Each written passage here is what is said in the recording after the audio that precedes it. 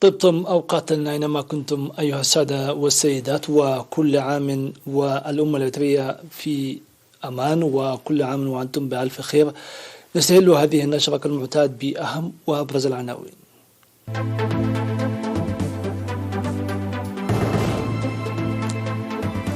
الرئيس الصومالي حسن الشيخ محمود يزور البلاد. البلاد تحتفل بعيد الأضحى المبارك.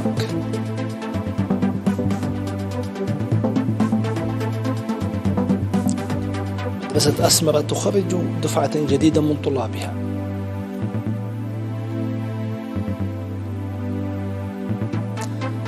وزير الخارجية الروسي ينتقد تحول اجتماع العشرين إلى انتقادات مسعورة.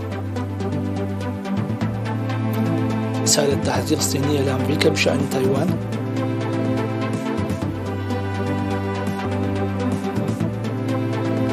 محادثات بين الصين والاتحاد الأوروبي في إندونيسيا.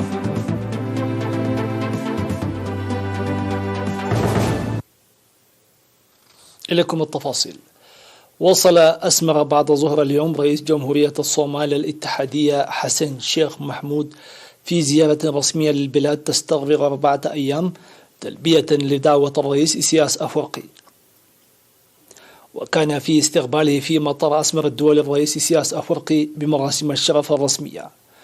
وسيبحث الرئيسان إسياس أفورقي وحسن الشيخ محمود خلال الزيارة الدفع بالعلاقات الثنائية والقضايا الإقليمية ذات الاهتمام المشترك والشراكة الإقليمية. ووجه الرئيس إسياس أفورقي في اللقاء الأول الرسمي الذي جرى مساء اليوم وجه الشكر لنظيره الصومالي الأخ العزيز لزيارة إريتريا، وقال أن الزيارة تفتح صفحة جديدة في صداقة الشعبين الإريتري والصومالي. وذكر الرئيس الصومالي بأن إريتريا والصومال ترتبطان عن قرب بالتاريخ والمصلحة المشتركة، مربا عن سعادته لزيارة إريتريا. وبحث الرئيسان الأوضاع الراهنة في الصومال والتعاون الثنائي، وتناولا الاستراتيجية التي وضعتها الحكومة الصومالية الجديدة لتأمين الصومال السلام والاستقرار والتنمية والقيام بدورها البناء في القرن الأفريقي. وأكد الرئيس إسياس أفورقي للرئيس حسن استعداد إريتريا المساهمة في إنجاح تطلعات شعب وحكومة الصومال. وسيقوم رئيس جمهورية الصومال الاتحادية بزيارة مختلف المناطق لتفقد برامج التنمية في البلاد.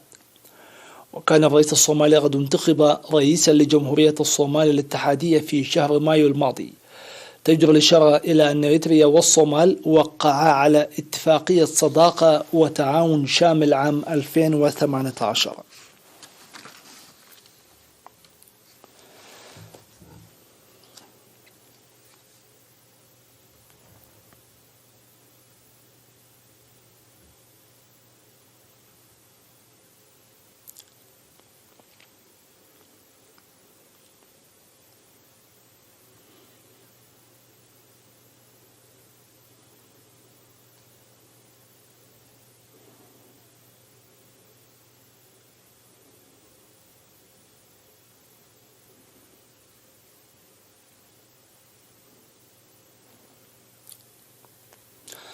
احتفلت البلاد اليوم بعيد الأضحى المبارك، عاده الله علينا بالخير واليمن والبركات.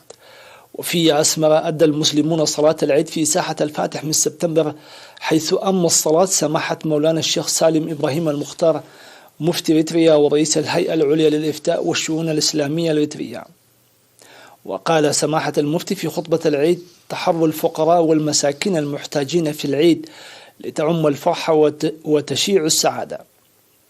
وأوضح: إذا كان جسد الإنسان لا يحيا قل بالطعام والشراب، فإن عقله أيضا وروحه وفكره لا يحيون قل بالعلم. وأن أول آية نزلت على النبي المصطفى صلى الله عليه وسلم كانت كلمة اقرأ. وقال أن الدولة منذ فجر التحرير تصرف ميزانية ضخمة لفتح المدارس في كل قرية بعيدة وقريبة، ويجب الاستفادة منها بإلحاق الأبناء والبنات بالمدارس لتلقي التعليم، ولا يجب إهمال تعليم البنات فإن تعليمها تعليم للأمة. ودعا سماحته لتجنيب البلاد من كل وباء وبلاء، متمنيا عيدا سعيدا لأبطال قوات الدفاع المنتشرون في التنمية والدفاع.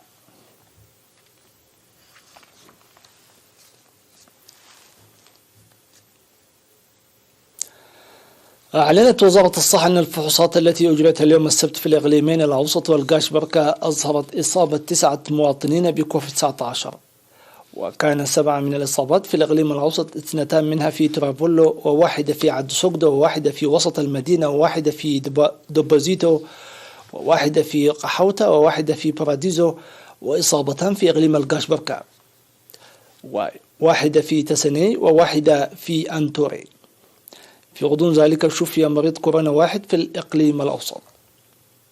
بهذا بلغ عدد المصابين بكوفيد-19 في البلاد حتى الآن 9824، شفي منهم 9696 وتوفي 103 مريض، فيما يتلقى 25 مريضا الرعاية الصحية في المستشفيات. وزارة الصحة 9 يوليو 2022.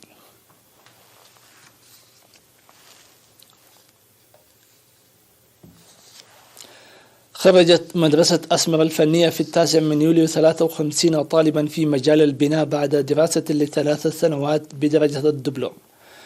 تلقى الطلاب التعليم في البناء العام والمسح والتخطيط.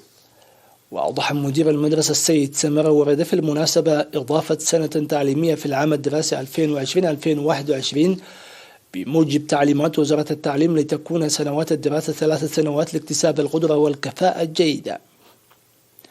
ودعا أولياء الأمور للعمل بقوة لتشجيع أبنائهم وعمل الطلاب لتطوير القدرات المكتسبة بالتطبيق.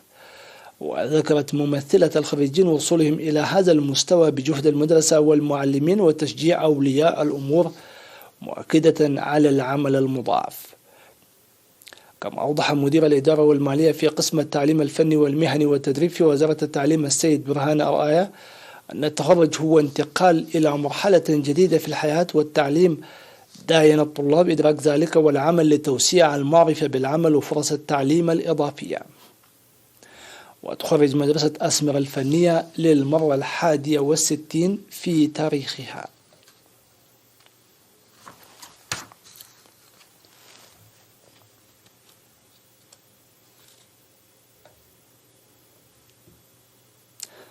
تبرع المواطنون في الداخل والخارج بمبلغ 201,000 نقفة و5,000 $300 لرعاية أسر الشهداء.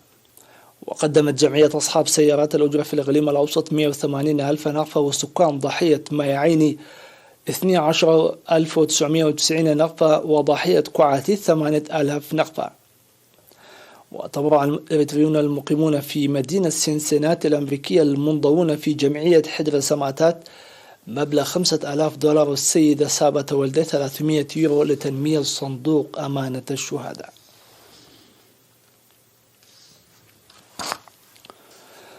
السادة والسيدات، إلى فاصل من ثم نوافيكم بالأنباء العالمية.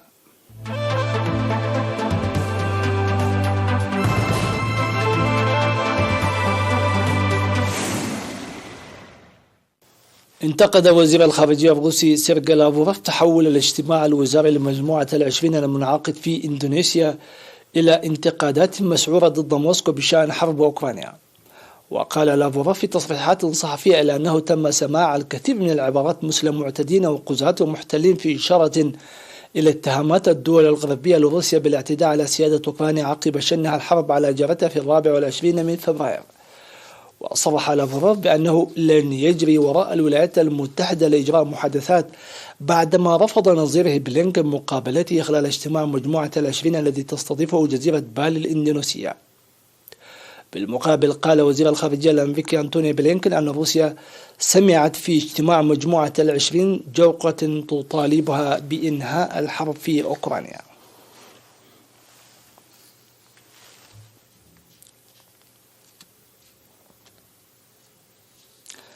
أعلن الجيش الصيني أنه أجرى في الآونة الأخيرة تدريبات استعداد قتالي مشتركة ودوريات وتدريبات قتالية في البحر والمجال الجوي حول تايوان، وبذلك بالتزامن مع زيارة عضو بارز في مجلس الشيوخ الأمريكي إلى تايبي. وتشعر الصين التي تعتبر تايوان جزءا من أراضيها بالقضب من أي تعاملات رسمية بين مسؤولين أمريكيين وتايوانيين، وذهبت على وصف تايوان بأنها أكثر القضايا حساسية وأهمية في علاقاتها مع واشنطن. وقال وو شيان المتحدث باسم وزارة الدفاع الصينية أن التدريبات التي أعلنتها قيادة مسرح العمليات الشرقي في جيش التحرير الشعبي نظمت ردا على التواطؤ والاستفزازات من قبل الولايات المتحدة وتايوان.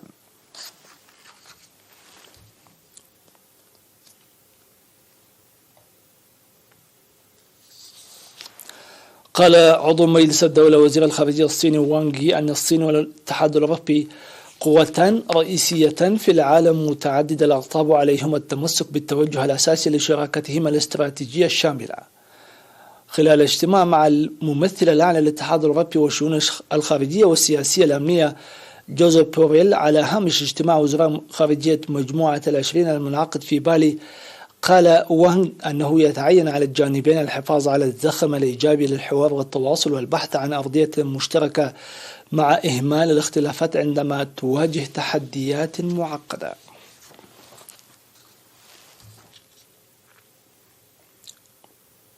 شهد أول إطلاق للثيران منذ 3 سنوات في سان فيرمين، أحد أشهر الاحتفالات في إسبانيا، في مدينة بامبلونا، عودة للحوادث لدى محبي الإثارة.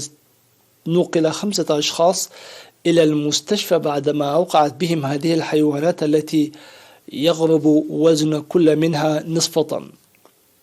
ورغم عدم تسجيل جروح خطرة جراء نطحات الثيران، تعرض أشخاص العدة للدهس أو السقوط أرضا في الشوارع المرصوفة بالحصى في المدينة العائدة للقرون الوسطى في شمال إسبانيا، وهي فعالية تقوم على الجري بأقرب مسافة أمام 6 ثيران.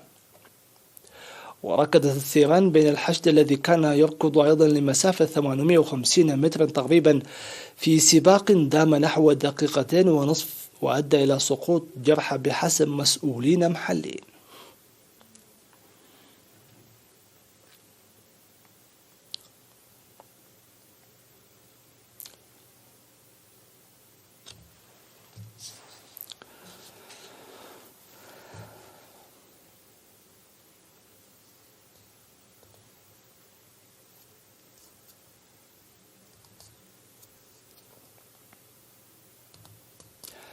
في الختام لا يسعنا إلا تذكيركم بأبرز العناوين.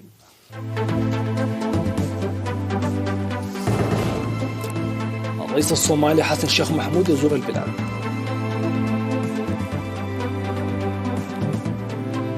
البلاد تحتفل بعيد الأضحى المبارك. مدرسة أسمرة تخرج دفعة جديدة من طلابها.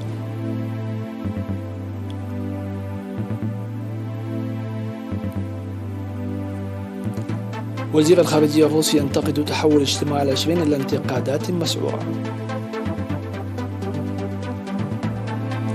رسالة تحذير صينية لأمريكا بشأن تايوان.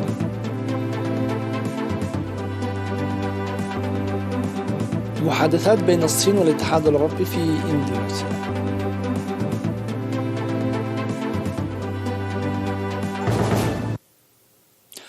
دمتم في أمان الله وحفظه، وكل عام وأنتم بألف خير.